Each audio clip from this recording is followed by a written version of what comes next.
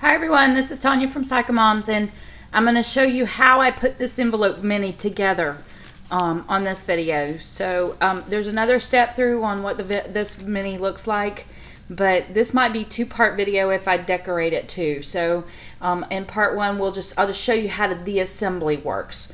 What you need to do is you need to have two envelopes that are the catalog type envelopes that have the side, they have the like a manila envelope. They have the flap that's on the side rather than the top, and you can use any size. I've done one of these with the letter size envelopes, the 9, I think it's a 9 by 12, and they yield a 5 by 7 type size when it's finished, so that's a nice size too.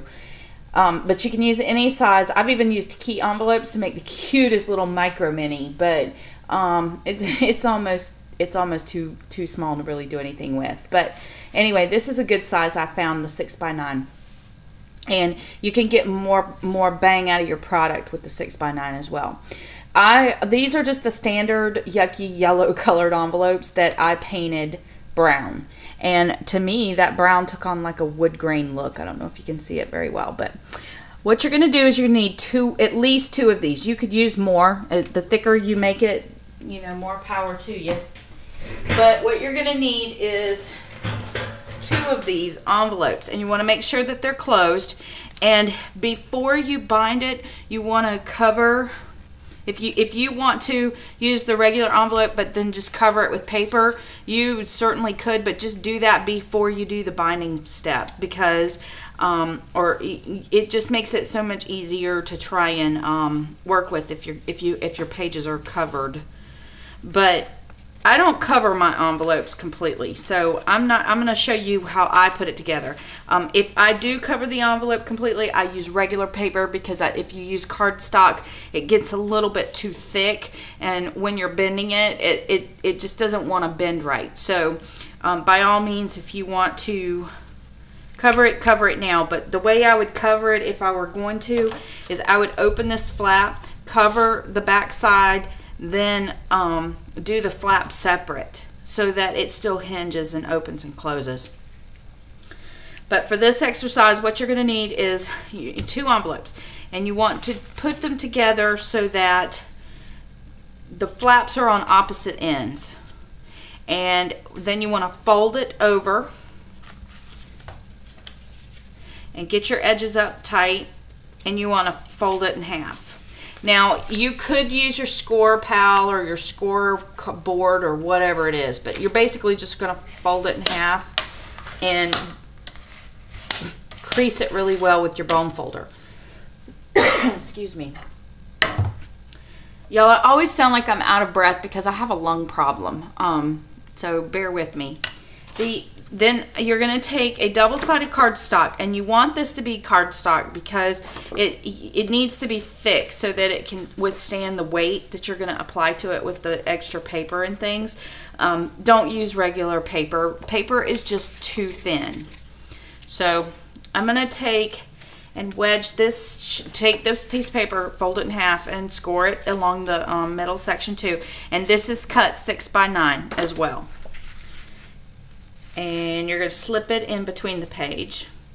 And then I have a second sheet that I've also folded in half and scored, and it's going to go here. Now, in the journal that I did, I included notebook paper, but my notebook paper, instead of cutting it 6 inches, I cut it 4 because I wanted to have a little bit of a border to see what was going on around it. I didn't want just plain notebook paper, but by all means cut it 6 by 9 if you want to. In fact, in the other album, I think I did cut it 6 inches, and this was what was left over. So just for this example, I'm going to show you this. And then you're going to stick it in between, like maybe right there. And you see how we're just sandwiching our layers back and forth? Once you get all of the layers put together that you want, you're going to take it and you're going to fold it up in half and get it good and tight. And then you're going to take your rubber band, and this is just a standard rubber band, open it up to the center, take the rubber band, put it inside here, and put it along the crease.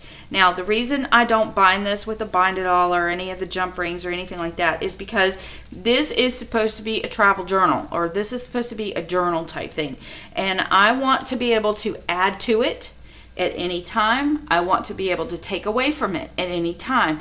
And the things that I put into it, I don't want punched or made to fit in here. It's not a permanent thing. So the rubber band keeps it from being permanent, I guess is what I'm trying to say. And then once your book is completely put together and all of the details have been added, then I just take some of this little fuzzy yarn ribbon and probably want to use 4 times the size of the book so that you can fold it over it. And you want to hide, you're going to just take it and pull it around, tie a knot in it, and that is going to hide, I'm not going to tie it right now because I want to decorate it, but that's going to hide your rubber band from being seen. And so basically there's your mini, and whenever you pull it open, this pocket is still usable for keeping your journals and things. Mine have glued shut because I took mine is the standard envelope, but I painted it with acrylic paint, so you can see the yucky brown in there. But I painted it with acrylic paint to give it that look. And you could ink it, distress it, glimmer mist it, do whatever. But that's the basics of how the album itself comes together. So thanks for watching, and if you want to see how I decorate it, then we'll go on to the next video. Thanks.